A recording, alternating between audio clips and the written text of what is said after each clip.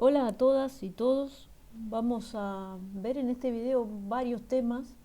Uno de ellos, el primero, es cómo determinar la ley de velocidad de una reacción. Después vamos a ver cómo cambia el coeficiente de velocidad con la temperatura. Y finalmente vamos a comenzar a ver los mecanismos de las reacciones complejas. Pero bueno, empezamos entonces con el primer tema, que es la determinación de la ley de velocidad. Hay muchas formas diferentes de encarar ese problema. Nosotros vamos a ver solo dos métodos, uno que se llama el método de aislación y otro que se llama el método de las velocidades iniciales. En el método de aislación lo que se hace primero y principal es suponer que tenemos esta forma para la ley de velocidad, o sea, es una constante que dependerá de la temperatura por las concentraciones de las diferentes especies que están presentes en el medio, cada una evaluada a un cierto exponente que es el que yo tengo que determinar. O sea, cuando yo digo voy a determinar la ley de velocidad, en realidad esta forma funcional ya la estoy asumiendo y lo que quiero determinar son los exponentes. Entonces, en el método de aislación lo que se hace es agregar todas las especies en un gran exceso, excepto una. Entonces, las concentraciones de esas especies que tienen un gran exceso se consideran como constantes, porque están en una proporción tan alta que la variación que puedan experimentar durante el transcurso de la reacción es despreciable y las consideramos constantes su concentración. Entonces, supongamos que asumimos una reacción que tiene esta ley de velocidad y queremos averiguar los diferentes órdenes. Para averiguar el orden respecto a A, lo que voy a hacer es poner B y C con una gran concentración inicial en comparación con la concentración que tengo de A. Entonces, luego voy a asumir que estas concentraciones, las que puse en un gran exceso, no cambian durante la reacción y por lo tanto puedo subsumir en una misma constante que acá llamo K' al producto de el coeficiente de velocidad original por las concentraciones que puse en un gran exceso elevadas al exponente que fuere. Entonces me queda lo que se llama un pseudo orden. Esta reacción es pseudo orden alfa en A. Pseudo quiere decir falso. Entonces, aparentemente esta reacción con estas condiciones iniciales se va a comportar como una cinética de orden alfa, aunque en realidad era de un orden alfa más beta más gamma. Pero yo aislé la especie A poniendo un gran exceso de B y de C, entonces estas variaciones con la concentración de B y con la concentración de C no aparecen y parece entonces un pseudo orden alfa.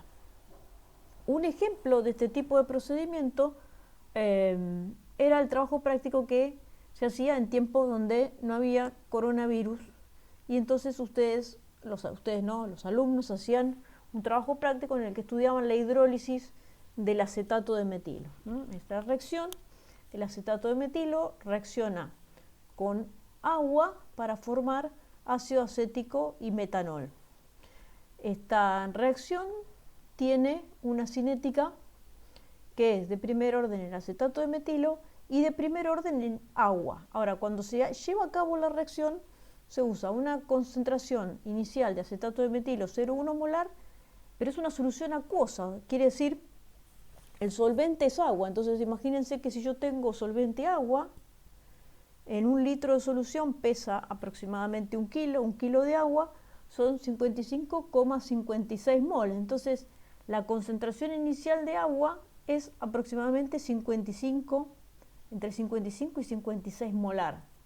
En comparación con la concentración de acetato de metilo, esto es un gran exceso. Aunque todo el acetato de metilo inicial se consumiera, la concentración de agua bajaría en una forma despreciable. Con esta concentración inicial bajaría de 55,56 a 55,46, que es casi lo mismo. Entonces,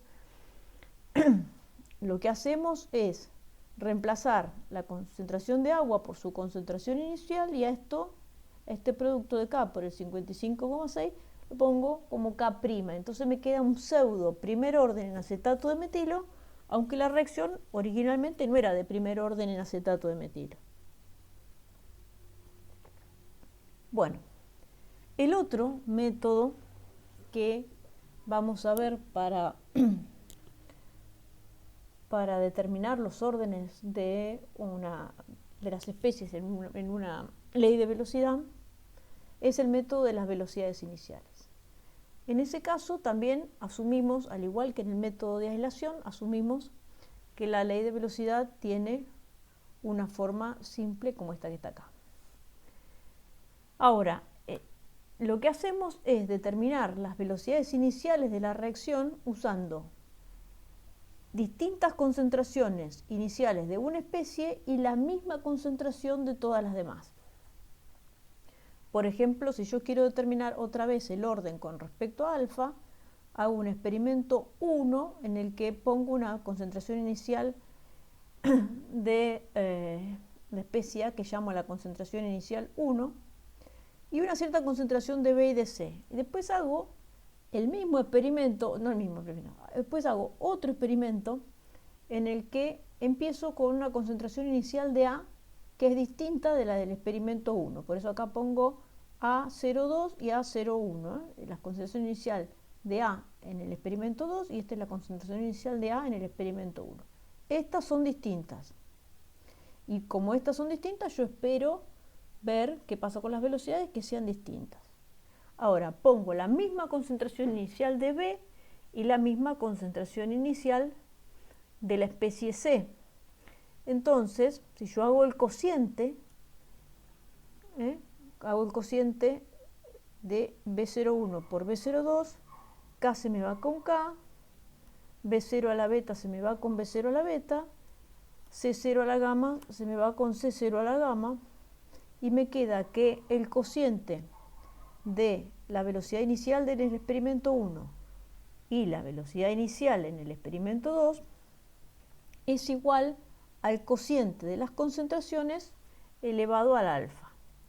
Entonces, si esto es el mismo resultado que tenía recién, tomando dos puntos, ya ahí puse 1 y 2 y acá pongo I y J, porque puedo tener muchos experimentos, pero digamos, si tengo muchos experimentos, tomo un par de esos experimentos que tienen igual concentración inicial de B y de C, y donde varía la concentración inicial de A, y determino entonces el coeficiente, el exponente alfa a partir de esta ecuación. Aplicando el logaritmo, me queda que el logaritmo del cociente de las velocidades es igual a alfa por el logaritmo del cociente de las concentraciones iniciales de A.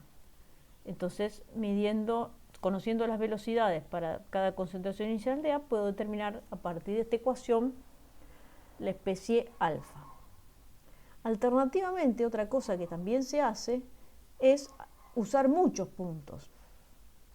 Entonces yo en ese caso voy a tener el experimento I, que tiene una ley de velocidad que es K por la concentración de A a la alfa en el experimento I, por la concentración de B a la beta, por la concentración de C a la gamma. Todo esto son concentraciones iniciales, por eso mido velocidades iniciales, de ahí está el 0.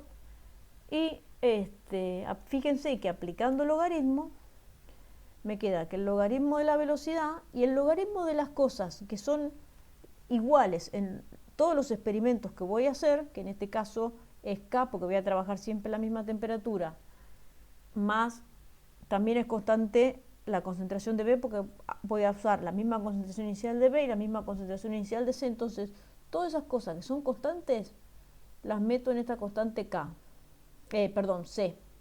Esta C va a ser el logaritmo de K por B0 a la beta por C0 a la gamma. Y después tengo el logaritmo de A0i a la alfa, que es alfa por el logaritmo de la concentración inicial de A en el experimento I. Entonces, graficando velocidades iniciales de los distintos experimentos con la concentración inicial de I en cada experimento, tengo que obtener una línea recta de cuya pendiente puedo determinar el exponente alfa. Acá en esta pantalla que tienen acá, tienen hecho los cálculos que les permiten determinar los órdenes de reacción respecto a el yodo atómico y el argón en esta reacción, este proceso que es una asociación de átomos de argón, de átomos de yodo facilitada por las colisiones con moléculas de argón. Fíjense que acá lo que tienen es graficado el logaritmo de velocidad inicial para diferentes concentraciones iniciales de yodo, y en cada una de estas líneas corresponde a una dada concentración inicial de argón. Todos estos puntos son una dada concentración de argón, todos los de la recta del medio son otra concentración de argón, y estos de acá son otra concentración de argón. Fíjense que las pendientes de las rectas son las tres iguales. ¿Por qué? Porque la pendiente de estas tres rectas es el orden respecto al yodo. Y acá tienen, por otro lado, determinado el orden respecto al argón. Entonces, en estas curvas, en cada una de estas rectas, estos tres puntos tienen la misma concentración inicial de yodo, estos tres la misma concentración de yodo, estos tres la misma concentración de yodo y estos tres la misma concentración de yodo. Pero varía de una curva a la otra. Bueno, pueden observar con más detalle los datos de la tabla para comprender. Simplemente tienen gráficas acá de los datos que están en esta tabla. Bueno, en el seminario van a encontrar varios problemas para aplicar el método de las velocidades iniciales en la determinación de los órdenes de reacción de diferentes especies. Pero van a usar el método de los dos puntos, que es lo más aproximado, no es lo mejor, pero es también lo que se puede hacer en un parcial. En cambio, trabajando con un poco más de tiempo, pueden hacer esta representación de las rectas y determinar cuál es la mejor recta que ajusta todos los puntos, y de esta manera comprobar los órdenes. O sea, experimentalmente harían algo como lo que está acá, mientras que en el seminario van a hacer algo como esto que está acá, usando dos puntos. Obviamente, tanto en el método de aislación como en el método de las velocidades iniciales, yo les expliqué cómo hacían para obtener el orden respecto a A, o bien usando un gran exceso de B y de C en el método de aislamiento, o usando las mismas concentraciones iniciales para B y para C en el método de las velocidades iniciales. De la misma manera como proceden para A, después van a proceder para las otras especies. O sea, después tienen que ver cuál es el orden respecto a B, después tienen que ver cuál es el orden respecto a C. Pero la lógica del procedimiento que se aplica es el mismo. Bueno, entonces, estos son nada más los dos métodos que vamos a ver para determinar las leyes de velocidad, que en realidad lo que vamos a determinar son los órdenes de reacción respecto a distintas especies. Y ahora, entonces, ya podemos pasar a ver cómo varía la velocidad de una reacción con la temperatura. En general, lo que nos encontramos es que los coeficientes de velocidad de las reacciones dependen fuertemente de la temperatura. En la mayoría de los casos, KdT aumenta con la temperatura, pero no en todos los casos. Acá tendrían un ejemplo del crecimiento de K con la temperatura, donde se ve que hay un rango de temperatura, por ejemplo, no sé, acá entre 220 y 250, en 30 grados la K subió un 300%, ¿no? Se triplicó el valor de K. Bueno, la ecuación de Reynolds es una ecuación fenomenológica que describe la variación de K con la temperatura. Fenomenológica quiere decir que es una ecuación que describe el fenómeno, aunque no me lo explica, simplemente me lo describe. Y es válida para una enorme cantidad de reacciones en un rango limitado de temperatura. O sea, si ustedes estudian cualquier reacción en un rango relativamente chico de T, va a seguir una ecuación de Arrhenius. Pero si extienden el rango, como vamos a ver luego, ya no se cumple. La ecuación de Arrhenius dice que el coeficiente de velocidad de una reacción es igual a una constante que se representa con la letra A por el exponencial de menos otro parámetro que se llama E sub A o energía de activación dividido R por T, donde T es la temperatura en grados Kelvin. El primer factor A se llama factor de frecuencia y el segundo parámetro que aparece en la ecuación, como ya les dije que es por mucho el más importante, se llama energía de activación. De acuerdo a la ecuación de Arrhenius, ni el factor de frecuencia ni la energía de activación dependen de la temperatura. O sea que la gráfica de Arrhenius asume que A y E sub A son independientes de la temperatura. Cuando aplicamos logaritmos a esta ecuación, nos encontramos con la forma más familiar de la ecuación de Arrhenius, que dice que el logaritmo del coeficiente de velocidad de una reacción es igual al logaritmo de A menos la energía de activación sobre R por 1 sobre T. Entonces vemos que si hacemos una gráfica del logaritmo del coeficiente de velocidad en función de la inversa de la temperatura, si E sub A es una constante, voy a obtener una recta, de cuya pendiente, en la pendiente esta recta, hago el delta I sobre delta X, que es la pendiente de la recta, es menos la energía de activación sobre R. Estos se llaman gráficos de Arrhenius. Bueno, el gráfico de Arrhenius, o sea, la gráfica del logaritmo de A en función de la inversa de la temperatura, da una recta siempre y cuando la energía de activación sea constante. O sea, sea constante quiere decir que sea independiente de la temperatura. Ahora, como ustedes pueden ver en este gráfico que está acá,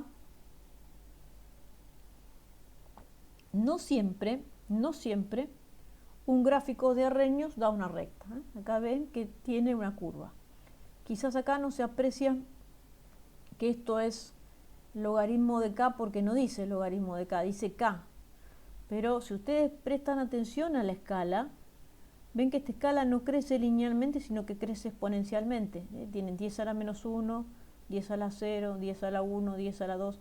Eso es típico de una gráfica logarítmica. En muchos artículos aparecen publicados los datos así. En vez de decir logaritmo de K, ponen simplemente el parámetro y uno mirando el eje y viendo que los distintos intervalos en realidad son exponenciales, no crecen exponencialmente, no linealmente, uno se da cuenta que lo que están graficando es el logaritmo y no el parámetro que dice acá el eje en sí. Bueno, en este caso, en el gráfico que está dibujado o presentado en la pantalla, están graficando en un rango que va desde 250 Kelvin hasta 2000 Kelvin. Es un amplio rango de temperatura y por eso es que no se observa un comportamiento como el que predice la ley de Arrhenius. En general, digamos, si ustedes trabajan en un amplio rango de temperatura, es difícil que obtengan una recta. Pueden obtener una recta en este cachito o una recta en este cachito, pero si van desde acá hasta acá, ahí es donde aparece el comportamiento de la curva. Y cuando que tengan la curva quiere decir que van a tener distintas energías de activación para distintas temperaturas. ¿Cómo se calculan? Bueno, usando fórmulas parecidas a las que usaron ya ustedes para determinar el delta H de una reacción midiendo las variaciones de la constante de equilibrio con la temperatura. Fíjense que de la ecuación de Arrhenius sale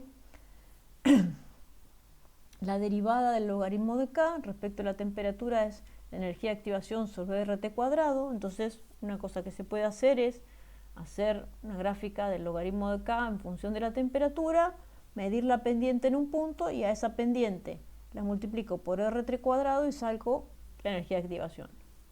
Lo más sencillo es usar esta otra ecuación que, como ya vimos en el caso anterior, estas dos ecuaciones son las mismas, escritas de manera diferente.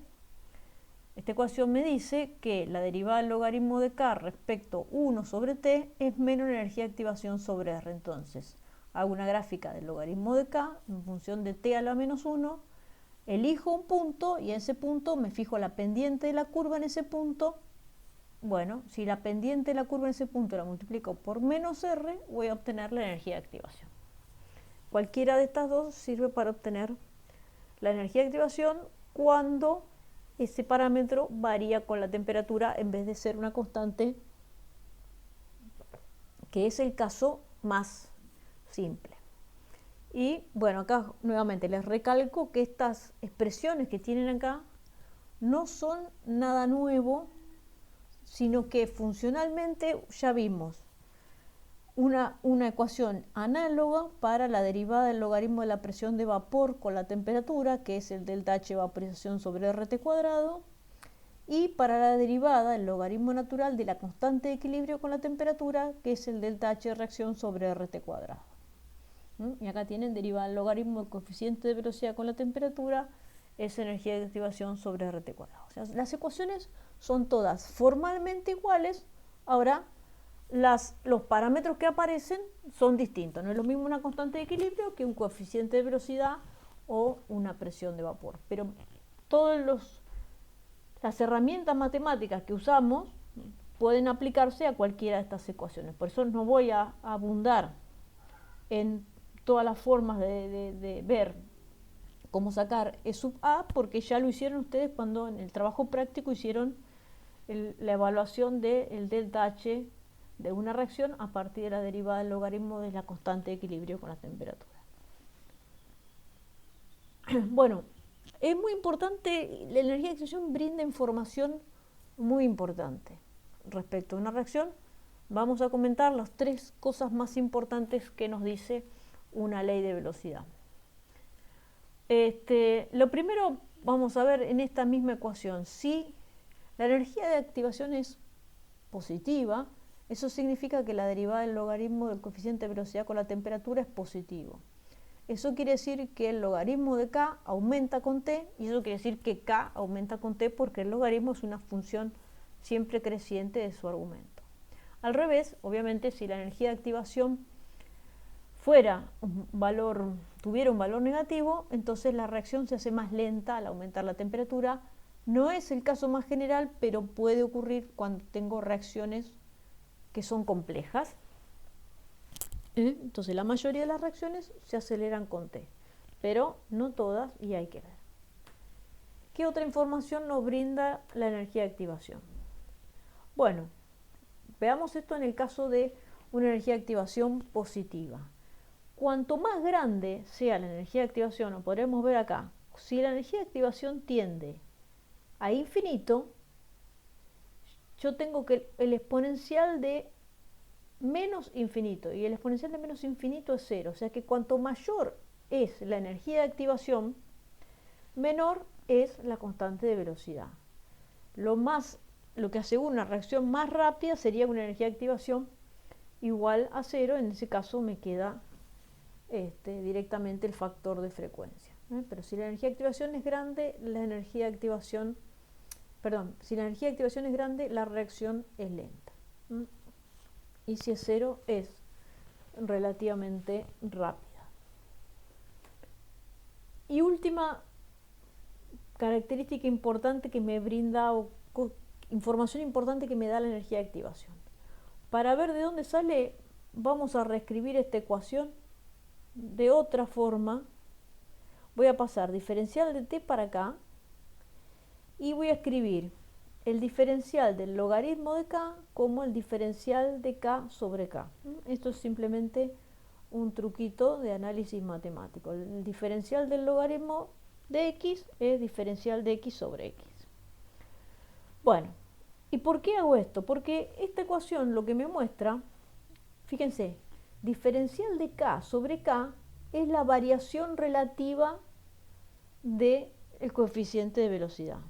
¿Cuánto cambia dividido por cuánto vale? Como cuando yo digo, bueno, me aumentó la luz el 10%. Quiere decir que aumentó 10 por cada 100 que yo pagaba. Bueno, esa relación está expresada en este cociente. Entonces, fíjense que cuanto mayor es la energía de activación, mayor es el cambio relativo de K. Eso quiere decir que si la energía de activación es grande, la reacción es muy sensible a un cambio de temperatura. Mientras que si la energía de activación es aproximadamente cero, la variación digamos, el coeficiente de velocidad es poco sensible, y en el caso en que la energía de activación fuera exactamente cero, entonces yo cambio la temperatura y no cambio el coeficiente de velocidad. O sea que la energía de activación me indica cuán sensible es el coeficiente de velocidad a la temperatura. Otra forma más simple de ver digamos, de ver este mismo aspecto es simplemente hacer la integral entre dos puntos. Yo llego a esta ecuación, que fíjense que es parecida a la de Clausius-Clapeyron, nada más que acá tengo K a T2 en vez de K, y dividido K a T1 en vez de la presión de vapor a T2 y la presión de vapor a T1. Entonces fíjense que si yo tengo para dos temperaturas dadas, para dos temperaturas dadas, vamos a fijar T1 y T2 son fijas, entonces esto es una constante. Si la energía de activación es cero, otra vez, eso quiere decir que K a T2 es igual a K a T1, porque entonces el logaritmo de 1 es 0. Entonces, cuanto mayor es la energía de activación, más difiere este cociente de 1. Eso quiere decir que se ha producido un cambio más importante en los coeficientes de velocidad. Hay un problema en seminario que apunta justamente a que ustedes vean este aspecto, que cuanto mayor es la energía de activación, más sensible es, o digamos, mayor es el cambio que se produce en K al cambiar la temperatura. Bueno, y con eso terminamos con la variación de K con T. Hay varios ejercicios en el seminario que apuntan a reforzar todas las cosas que yo les fui diciendo. Vamos ahora a empezar, no vamos a ver todo, pero vamos a empezar a ver mecanismos de reacción. Las reacciones en general se pueden clasificar como simples o complejas. A nivel molecular, las reacciones simples ocurren en un único evento, mientras que las reacciones que son complejas ocurren como una sucesión de etapas simples. Y cuando indicamos cada una de las etapas simples por la que ocurre una reacción compleja, estamos indicando lo que se llama su mecanismo de reacción. Para las reacciones simples, un aspecto muy importante es lo que se llama su molecularidad. Quiere decir cuántas moléculas participan de esa reacción, cuántas moléculas de reactivo participan de ese evento. Es el número de átomos, o sea, la molecularidad es el número de átomos o moléculas de reactivo que participan del evento. Entonces, las reacciones simples se pueden clasificar como unimoleculares. Entonces, en los reactivos hay una única molécula que le pasa algo. ¿Qué le puede pasar? Bueno, se puede isomerizar o puede disociarse, pero tiene que haber una única molécula. Puedo tener una reacción simple que sea bimolecular. En ese caso lo que tengo es una colisión. Entonces viene A, colisiona con B y me da algunos productos, o pueden venir dos de A que colisionan y me da ciertos productos, Pero en cualquiera de estos dos casos, ya sea que A colisiona con B o que A colisiona con A, como hay dos moléculas del lado de los reactivos, es un evento bimolecular y entonces la reacción simple tiene molecularidad 2. Podría ser trimoleculares, que es como el ejemplo que yo les mostraba anteriormente de dos átomos de yodo que colisionan con un argón y forman yodo molecular y el argón queda como estaba. En este evento, a nivel molecular, las tres partículas colisionan y forman los productos y, digamos, molecularidades más altas no ocurren en fase gaseosa porque son eventos extremadamente improbables. Respecto de la molecularidad, ¿qué podemos decir? Primero, la molecularidad no puede ser cero, porque si no hay ninguna molécula de los reactivos no hay ninguna reacción. Algún átomo o molécula tiene que participar, sí o sí tiene que participar del evento reactivo. La otra cosa es que la molecularidad no puede ser un número fraccionario. En un evento reactivo no puede participar media molécula o medio átomo o un tercio. Tiene que participar 1, 2, 3, pero siempre tiene que ser un número entero. Y una cosa que es muy importante es no confundir la molecularidad con los coeficientes estequiométricos. O sea, yo tengo, fíjense, estas dos estequiometrías para la reacción por la cual hidrógeno molecular reacciona con yodo molecular y forma yoduro de hidrógeno. Estas dos reacciones, en realidad es la misma reacción que yo la escribí con dos estequiometrías diferentes. Y estequiométricamente las dos son correctas porque están equilibradas, están balanceadas. Entonces, ambas ecuaciones son estequiométricamente correctas. ¿Por qué? Porque en la estequiometría solo importa la proporción. O sea, en la estequiometría solo importa que una molécula de hidrógeno reaccionan con una de yodo para formar dos de yoduro de hidrógeno, o sea que la proporción, estas participan en la misma proporción y se forma el producto con el doble de proporción. Y eso pasa tanto en esta reacción como en esta. Lo único que acá puse 1, 1 y acá pongo un medio, pero la proporción en la que se combinan es siempre igual, tienen el mismo coeficiente estequiométrico. Y el coeficiente estequiométrico que tienen tanto el yodo como el hidrógeno es la mitad del coeficiente estequiométrico que tiene el yoduro de hidrógeno. Entonces las proporciones de las dos reacciones son las mismas, por eso estequiométricamente las dos reacciones, las dos formas de escribir la estequiometría están bien. Ahora, si yo estoy trabajando en cinética, no estoy representando la estequiometría, estoy representando el evento que ocurre a nivel molecular y entonces el número de partículas que participan del evento tiene que ser un número entero y positivo. Entonces no puede ser esta reacción que está acá, la única válida para representar este evento a nivel molecular es la que está abajo. Bueno, cuando tengo reacciones simples es el único caso en el cual yo puedo sacar el orden de la molecularidad. El orden respecto a cada especie está determinado por su molecularidad. Entonces, si una reacción es A que da producto, o sea, es de molecularidad 1 en A, la velocidad va a ser K por A a la 1. Si la reacción es 2A que da producto, o sea, es de molecularidad 2 en A, entonces la velocidad es K por A a la 2. Si la reacción es A más B que da producto, o sea, que es de molecularidad 1 en A y molecularidad 1 en B, participa una molécula de A y una molécula de B, entonces la velocidad es K por A, concentración de A por concentración de B. Si tuviera un evento termolecular o trimolecular que participan dos moléculas de A y una de M, entonces la velocidad va a ser K por A elevado a la 2, porque la molecularidad de A es 2, y elevado M por M elevado a la 1, porque la molecularidad de M es 1. Solamente puedo sacar el orden de la molecularidad si tengo la información de algún lado de que la reacción es simple. O sea que esto ocurre en un único evento a nivel molecular.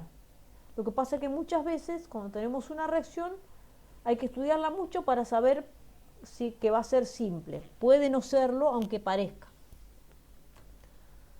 Bueno, y cuando tengo reacciones que son complejas, o sea, que ocurren en varias etapas simples que se van sucediendo, ahí aparecen otras especies, o aparecen especies que cumplen con otros roles, además de ser reactivo y ser producto, y estos son los intermediarios y los catalizadores.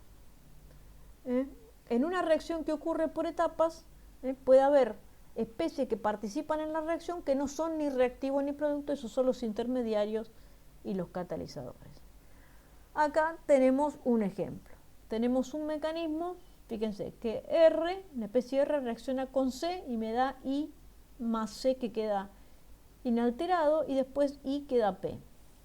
Cuando yo sumo las dos etapas, estas serían las dos etapas, las dos reacciones simples que constituyen un mecanismo complejo por el cual una especie R se transforma en una especie P, que es la reacción neta. Ahora,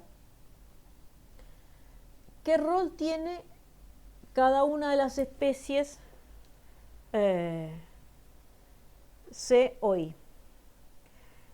Fíjense, en ambos casos, ninguna de las dos, ni la especie que yo puse C, la representé como C, ni la especie que representé como I, ninguna de ellas se produce ni se consume en la reacción neta.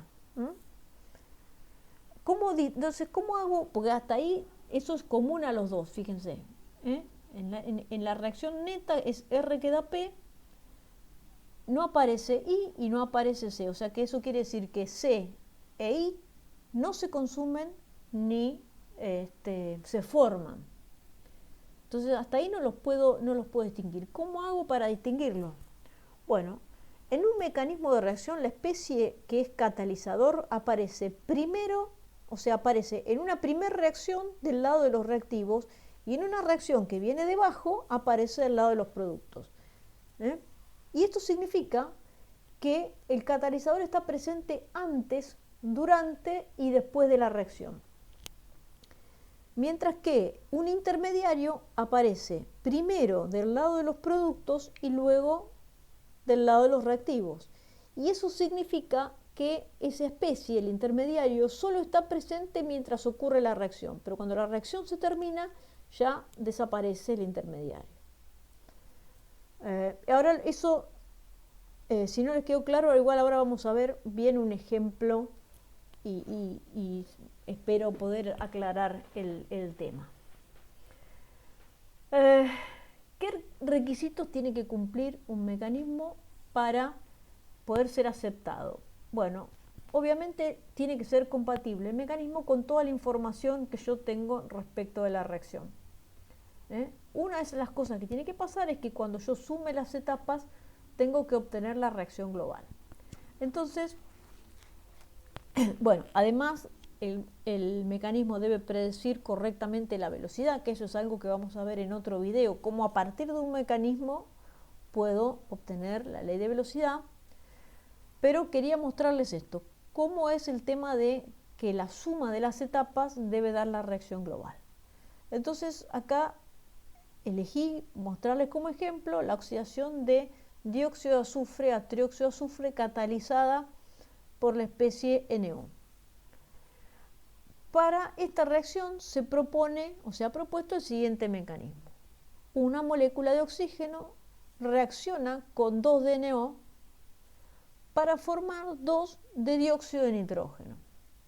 Y después el dióxido de nitrógeno es el que realmente oxida al dióxido de azufre, le pasa un átomo de oxígeno y queda otra vez, se regenera el NO, el monóxido de nitrógeno, y se forma el trióxido de azufre. La suma de estas etapas me reproduce la reacción global. Bueno, si hacemos una visión así un poco ingenua, parece que no, parecería que no. Pero ¿qué pasa? Esta reacción, la que está abajo, puede ocurrir varias veces por cada vez que ocurre la primera. En particular puede ocurrir 2 veces. Entonces, la suma de las etapas tiene que dar la reacción global, pero yo puedo multiplicar toda la reacción por un número entero. ¿Eso qué quiere decir este 2 acá? Quiere decir que cada vez que ocurre esta reacción, esta va a estar ocurriendo 2 veces. Entonces ahora sí, cuando yo sumo, acá me aparece 2 de NO, que se me va con este 2 de dióxido de nitrógeno, que se me va con este 2 de dióxido de nitrógeno, y este 2 de NO que va acá, se me simplifica con el 2 de NO que está acá. Y me queda justamente lo que quería, que era la reacción neta que tengo acá, que había escrito al principio. Entonces sumo las etapas y me tiene que dar la reacción neta, pero es posible, para que se me simplifiquen las especies intermediarias y catalizadores, multiplicar toda una etapa por un número entero. Bueno, y respecto a los roles, ¿qué rol tiene acá el NO y cuál tiene el NO2?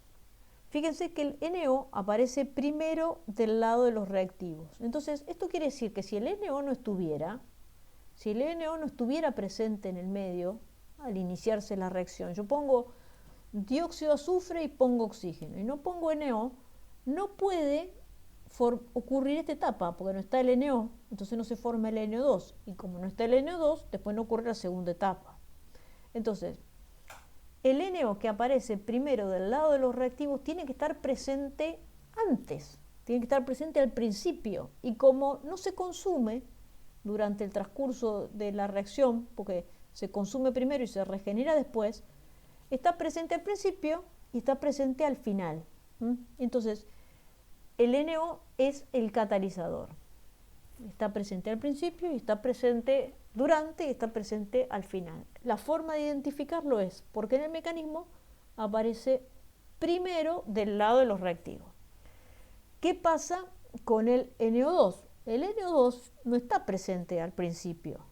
Solamente cuando yo agrego el NO, entonces ahí puede ocurrir esta etapa y ahí se empieza a formar el NO2, que se forma en esta primera etapa y se consume en esta. Entonces, una vez que todos los reactivos se transformaron en productos, supongamos que la reacción fuera completa, deja de estar presente el NO porque solamente está presente mientras está ocurriendo la reacción. En el mecanismo me doy cuenta que es un intermediario porque aparece primero del lado de los reactivos, primero del lado de los productos y después del lado de los reactivos. Entonces, de esa manera identifico que es un producto. Bueno, entonces lo que sigue es ver cómo varía la concentración de las especies con el tiempo cuando yo tengo muchas etapas presentes, pero eso lo voy a dejar para un video que voy a subir en los próximos días porque este ya es suficientemente largo, así que cortamos acá, que estén todos muy bien y en estos días les subo el próximo video. Adiós.